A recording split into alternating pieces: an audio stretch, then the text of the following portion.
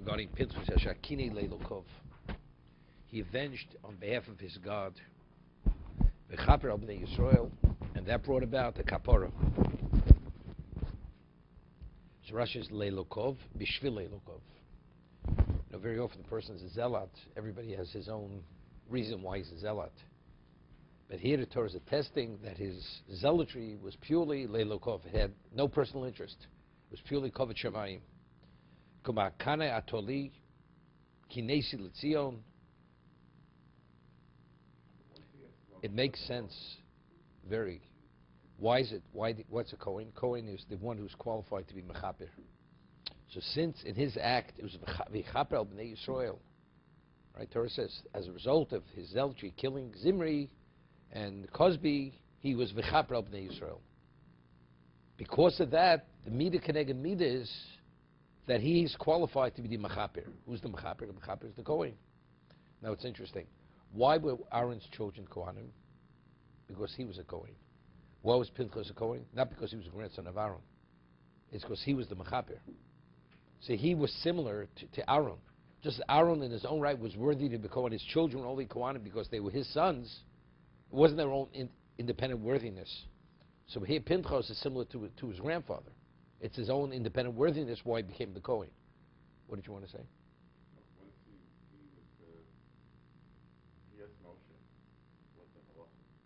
What should he do? Once he asked him, he wasn't the kanoi. No, has nothing to do with it. Nothing to do with it.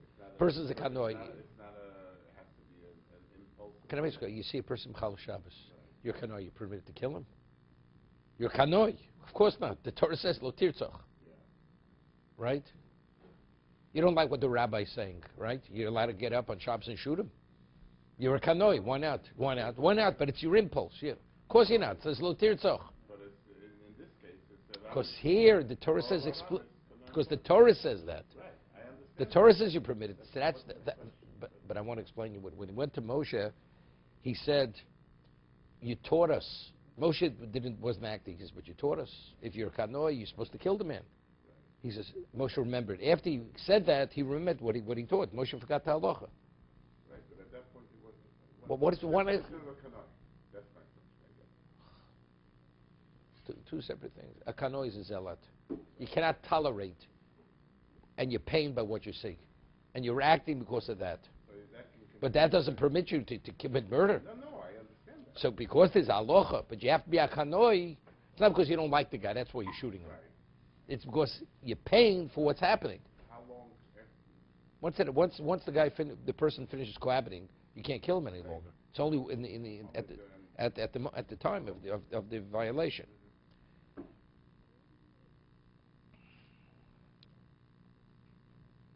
Many years ago, he reminds me, Maish, you don't know what's under the surface. We have a kanoi here. There was a person in Detroit. I don't know if it was a Reform or Conservative temple, and a person got up from the congregation on Shabbos, took a gun, and shot the rabbi. He didn't like what the rabbi was saying. Either it was a Reform congregation temple or it was in the 50s or the 60s. In Detroit it happened. Okay, must have been a kanoi.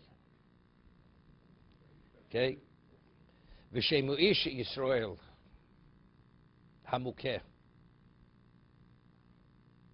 Now, over here the Or Chaim HaKadosh says something phenomenal. It says the name of the ish Yisrael hamukeh, who was smitten, asher hukoh. If he was smitten, what is it? Who was smitten? Right? Did you say if you say ish Yisrael hamukeh? What's asher hukoh? So we have to give Alexander his last Hebrew lessons before he goes to Israel. Because in Israel, they gloss over many things. It's Hamukeh Asher Hukoh.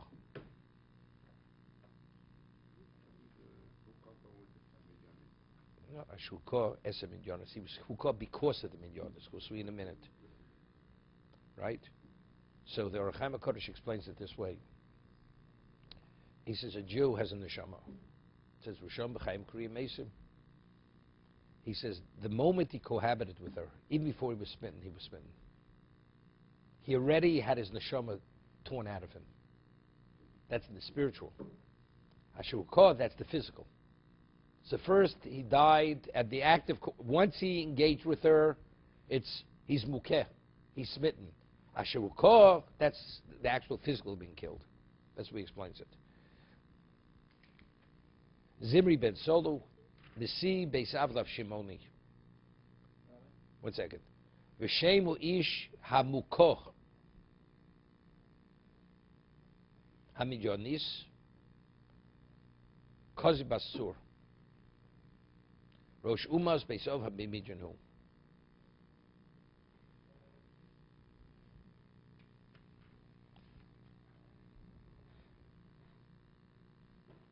Shem Yisrael b'mok Shem Yiches Hatzarik l'Shevach.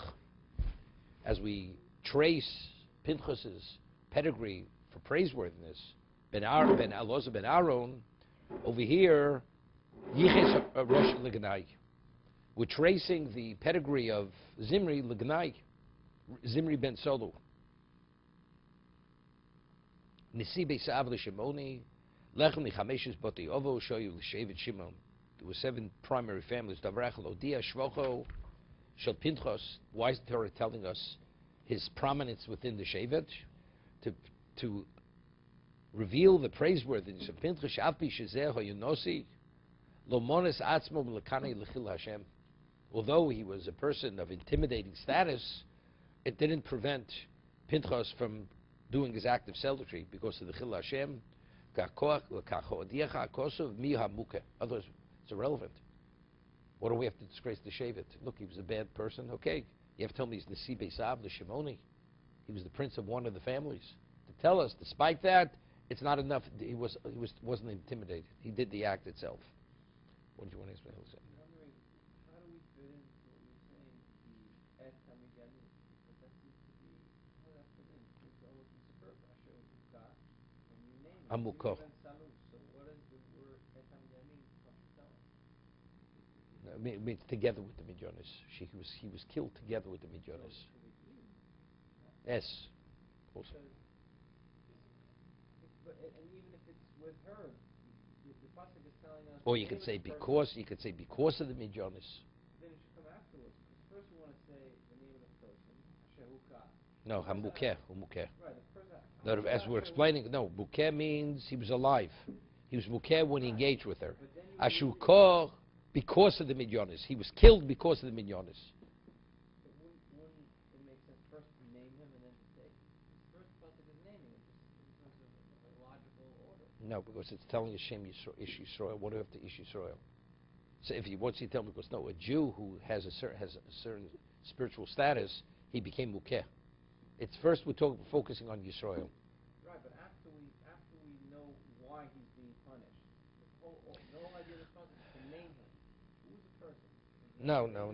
No. It's to identify what happened. What was the effect of this action? What did this action do to him? It brought 2 things. It took away spirituality, it took away his physicality. He lost his neshama and he lost his life. The neshama he lost already before he even lost his physical life. So why et instead of he? No, so it means with. It does not mean it could be because of. Firstly, you could say Israel is an adjunct. Im would be they're of equal status.